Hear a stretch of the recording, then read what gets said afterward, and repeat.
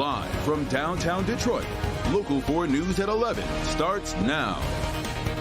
We begin tonight with the weather. All eyes are on a major winter storm set to hit Metro Detroit.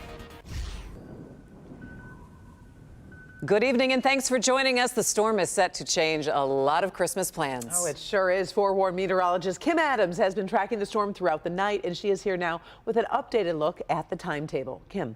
Well, we keep updating this timetable, and we'll continue to do that because the system hasn't even fully developed yet. We've got this area of low pressure that will continue to develop over the next 48 hours. So it's difficult at this point to get a really good handle and fine-tune things. But we will have a better handle here over the next 24, certainly over the next 48 hours. But here's what we know as of right now. Rain will change over to snow at some point Thursday night. The earlier it changes over, the more snow that we are going to have and the higher the snow totals. We'll also have wind gusts Friday approaching 50, maybe even higher than that throughout the day on Friday and even into Saturday. Some very high winds, and because of those winds and falling temperatures, we'll have sub-zero wind chills all weekend long, all the way through Christmas Day. Weather impacts.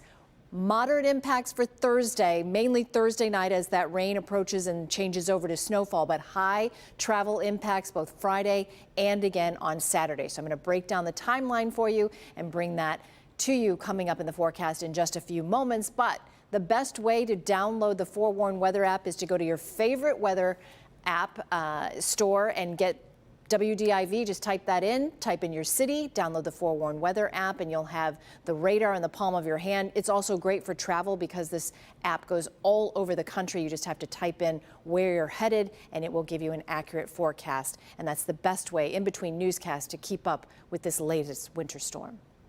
All right, Kim, thanks. We'll see you in just a bit. Well, if you're flying to see family for Christmas, airlines are preparing for the winter storm as well, and it's going to impact several other states. Both United and American Airlines are waiving rebooking fees for people flying through Midwest airports. United is taking it a step further, letting passengers postpone their trip. The best advice always is to call your airline, see what's going on, travel sooner if you can rather than later in the middle of the rush, and, of course, be patient. Because we face the prospect of not just snow, but ice before the snow even hits, clearing the roads is going to be challenging and driving is likely to be treacherous. Our Mara McDonald is live tonight in Southfield. And Mara, it is all hands on deck for the road commissions. It sure is, Karen, and here's where things stand. Thursday night into Friday, every road commission in the metro is going to be up all night monitoring how quickly these temperatures drop. The question, of course, is do we have some sort of a flash freeze on these roads, which are already going to be wet? That is item number one that they're concerned about. Let me show you. A white Christmas sounds divine. What doesn't? Icy conditions, potential power outages, and drifting snow. The biggest challenge right now is going to be trying to figure out when the rain switches to freezing rain or snow. What's coming our way is going to be challenging, especially that rain component. Clearing snow is one thing. Clearing snow on top of a layer of ice is just that much harder. It's a lot tougher to clear the ice, with our snowplows than in the snow. So we try and get out there if we can. We can pre-salt before the storm hits, so that the ice doesn't have something to really set into as far as the roadway is concerned. So it's easier for us to plow if we try and get out there a little earlier. Wayne County tells us it has a big team meeting tomorrow to finalize its plan, but all three counties are going to be watching when Thursday evening's rain starts to turn and how fast those temperatures drop. Road salt becomes ineffective as temps get lower, but there are additives that can be used to extend the life of the salt. And when you put salt down and you have snow and it melts and it becomes wet, and that's good when you have running water on the roads.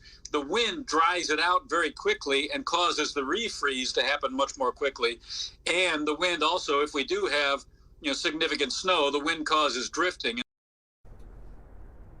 Back here live, no question road commissions around the metro are concerned about those wind gusts that have the potential to be very high. Here's the other issue. If we do have serious accumulating snow, this isn't going to be something that's going to be cleared by Friday into Saturday. It's going to take a couple of days. We're live in Southfield tonight. I'm Mara McDonald, Local 4. Oh, thinking about all those people working for the road commission. It's going to be a tough couple of days. Thank you, Mara. As we inch closer to snowfall, Metro Detroiters are preparing themselves for later this week. Some are hitting the stores to stock up and finish Christmas shopping, while others are using it as a moment of zen. I want some of that zen. Pamela Osborne joins us live from Campus Martius tonight. And Pamela, this really is the calm before the storm.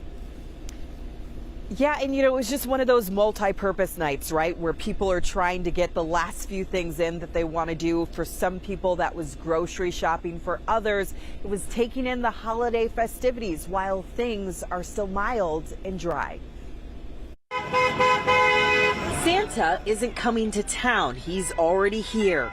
We spotted him out and about revving his Motor City sleigh Tuesday night, taking selfies with people out, soaking in all the winter season has to offer.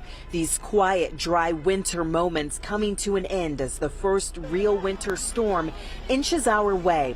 The grocery stores just as packed as the ice rink at Campus Martius. Sometimes they're elderly and just have not the mobility to get out, and some people just don't want to fight the crowds. We met Melissa Cohen at the Allen Park Meijer. She shops and delivers grocery to people's doors and says she's busier now than she was at Thanksgiving. I actually had a conversation with the lady about an hour ago on the storm, and she was preparing for it. A lot of her items were like canned goods. Janine Harris is just happy that her daughter made it home. She just flew in from Chicago. Yeah, and she said, well, let's pick up some last minute things. We're pretty set for Christmas. So. Their plans over the next several days, part tradition, part hibernation. All the things they plan to do, they'll do from the safety and comfort of home. Yeah, we're cooking and staying up all night and playing games and watching movies and passing out. Home is definitely going to be the place to be. I did check in with DTE Energy tonight. They tell me that their emergency response team obviously closely monitoring this storm. They're getting their crews ready and they're coming up with a plan on how they are going to deal with any potential power outages. In the meantime, though, they do want to remind everyone at home of a few things. If you find yourself in need of a generator, make sure you keep that outside, away from doors, away from windows. If you see any downed power lines, stay a bus length away. That's about 20 feet. And don't come into contact with anything that those downed wires may be next to. One more thing, if you see any yellow caution tape, assume that those are downed live wires. Stay clear. Reporting live tonight at Campus Martius, I'm Pamela Osborne, Local 4. All right, Pam, thanks so much. Those lights sure look beautiful. And we are constantly updating the forecast at clickondetroit.com. Paul Gross and the team are adding extra detail and information for you as the forecast continues to evolve. You can find a link to the story on our homepage. Detroit police are investigating a road rage incident they say turned into a shootout. It happened when a car was rear-ended near the Lodge in Schaefer on Detroit's west side this afternoon. Police say the man who was hit got out of the car with a gun, and that's when the other driver, who had a valid concealed pistol license, fired several times to protect himself. One man was taken into custody and is now in the hospital with non-life-threatening injuries. As we head into the holidays, coronavirus numbers are increasing across Michigan. The state is reporting 14,323 new cases over the past 7 days. That is up from last week with an average of 2,046 cases a day. We did lose another 149 people over the past week. New at 11 tonight, Twitter owner Elon Musk will be stepping down as CEO, but there's a catch. Musk confirmed tonight in a tweet he will step down, but only when he identifies a successor. It follows a Twitter poll he created this week. 17 million users voted, with over 57% saying he should resign. Musk said he will continue to run the software and servers teams, though, at Twitter. Some of former President Donald Trump's tax returns will soon become public. The House Ways and Means Committee voted today to release 6 years of his returns. The committee vote was along party lines, with 24 Democrats voting in favor of releasing the returns and 16 Republicans voting no. Trump fought for years to keep his finances private during his run for the White House and when he was in office. But last month, the Supreme Court cleared the way for Congress to see his returns. The information could be available to the public as soon as tomorrow. This week, President Biden is expected to welcome the president of Ukraine to the White House.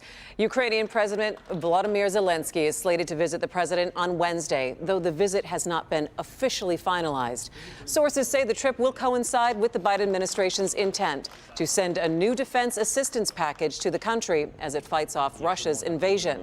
There are some security concerns since this trip would mark Zelensky's first trip outside Ukraine since the Russian invasion began back in February.